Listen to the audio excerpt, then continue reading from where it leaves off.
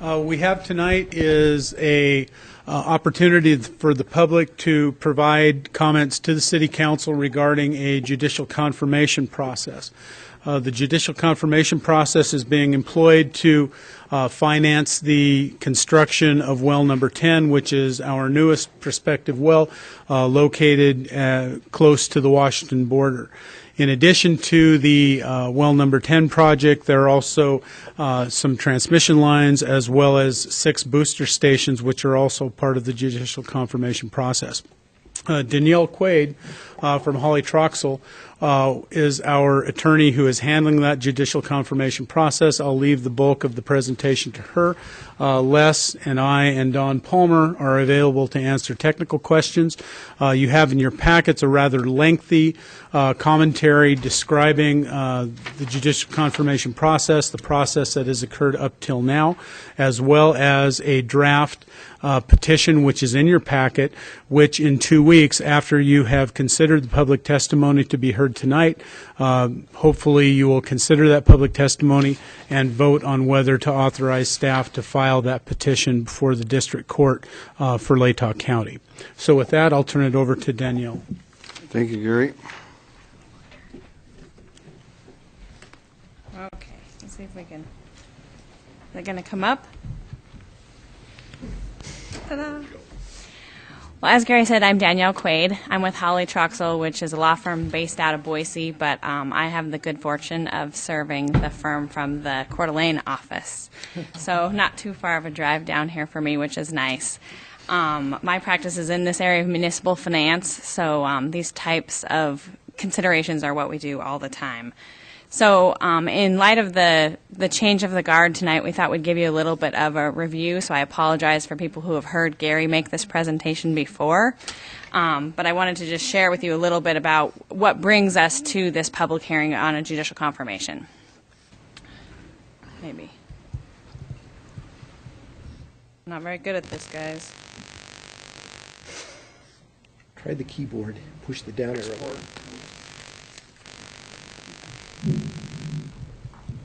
There you go. You can use it. Okay, as Gary described, the city's comprehensive water plan calls for these new improvements, one of them being a well for redundancy purposes, and then some new booster stations and water lines that are primarily for fire suppression. So the city, in light of those requirements, was looking for methods to finance these needed improvements and sought a DEQ loan and was awarded a DEQ loan, which is a very advantageous way to finance such projects. The interest rate is very low. The terms are very reasonable. It's a very good method for financing in Idaho for these types of water, wastewater type projects. However, the key to being able to secure that DEQ loan is having the authority to incur the debt. So I think, as most of you know, Article 8, Section 3 of the Idaho Constitution restricts municipalities from incurring debt in excess of a year without a vote. Now, for most types of projects, this requires a 2/3 vote. However, for certain revenue-generating facilities, like water systems, that vote is a simple majority. There is an exception under Article 8, Section 3 to this voting requirement if the project is deemed to be an ordinary and necessary expense of the government. So in looking at ordinary and necessary and what fits in with that exception to Article 8, Section 3, the Supreme Court has narrowly defined ordinary and necessary to expenses that are critical to begin and expend during the current year. They look at a number of factors when assessing this urgency, including whether the project is required by law, including permits and other requirements, whether it's a repair and replacement of an existing facility, and whether it impacts public health and safety. After a very restrictive opinion was issued in 2005, bond counsel became unwilling. Bond counsel is the position that I serve in issuing an opinion that the bonds are legal, valid, binding, and enforceable. Every lender requires that opinion when municipalities incur debt. And after this restrictive opinion that narrowed the definition of Article 8 or of ordinary and necessary, we have been unable to give the unqualified opinion that's required on projects because it's very hard to tell whether or not the Supreme Court would agree that a project is ordinary and necessary. So to help remedy that situation, there is a process under Idaho Code, under Title VII, Chapter 13, that provides for an adjudication of the validity of a debt prior to the issuance of the debt, and it's called a judicial confirmation. And that confirmation can be used to make a determination of whether an expense is ordinary and necessary. Now, you know some things about the project that Gary was describing, and it fits a lot of those requirements that I was just describing under the considerations for being ordinary and necessary, including being required by law, being required by your permits, and impacting health and safety, and also being repair and replacement of existing facilities. You have existing water system that provides service to your citizens, and to keep that up and to keep it in permit compliance, you need these projects. You need to be able to provide the water requirements that DEQ and the administrative code requires. So with that, the staff and I discussed this as an option to bring it to the district court judge and proceed with the judicial confirmation, asking for a determination that these projects are ordinary and necessary. So the process we're partway through, as Gary described, requires the city to call a public hearing, which the city council did with Resolution 2013-15, and to publish notices of such hearing, which happened on December 21st. So the public hearing is the time for the council to hear testimony of any interested members of the public regarding the decision. And then following that, 15 days later, or 14 days later, the council can meet and make a determination of whether or not to file that petition. Once the petition's filed, a court hearing will be held before a judge, and any interested persons can also show up and make comment or participate in the litigation at that point, and then the judge ultimately will issue a decision. So with that, I'd be happy to entertain questions, or if there are none, we could certainly open the public hearing. I'm fine with it. Okay, thank you very much, Danelle. Thank you. I will open the public hearing for public comment.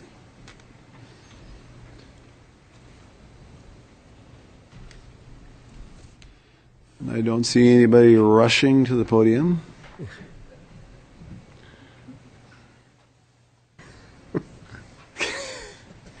You don't want to be first, but he'll be last.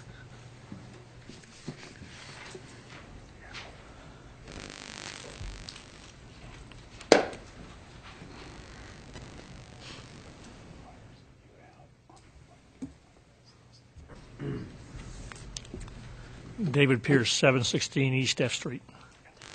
I support asking for judicial confirmation for funding of the water project only after having considered many reservations. There was and is another means for obtaining the funding for the projects. There would have been a ballot for the citizens of, or there could have been a ballot of citizens of Moscow to fund this project. It is clear that the project being proposed is needed. What is not clear, unless you pay close attention to what the City Council, with the assistance of the City Administration, has done. David, could you pull the microphone down a little bit? There you go. Thank you.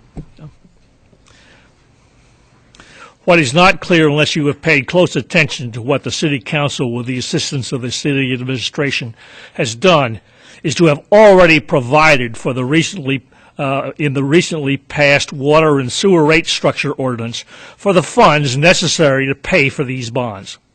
The recent Water and Sewage Rate Study Commission recommended, and the City Council has already approved, future water and sewer rates which have been designed to cover the cost of this and other necessary improvements to Moscow's water and sewage systems. This rate study and the previous solid waste rate study commission were proclaimed to have representatives of various interest groups in the city.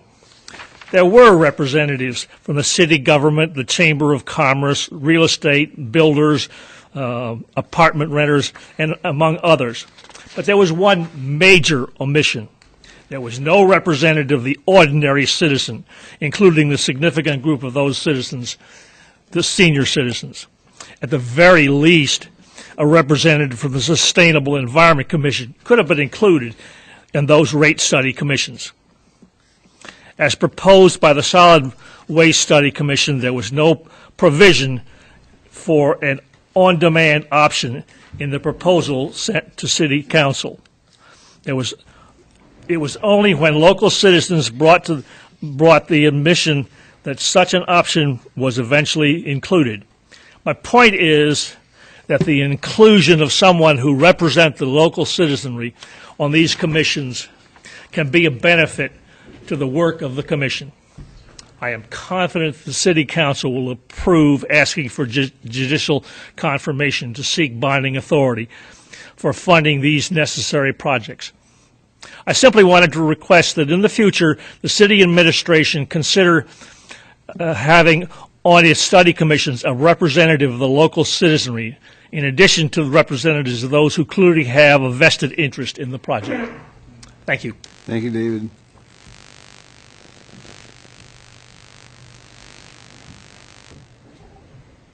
Additional public comment?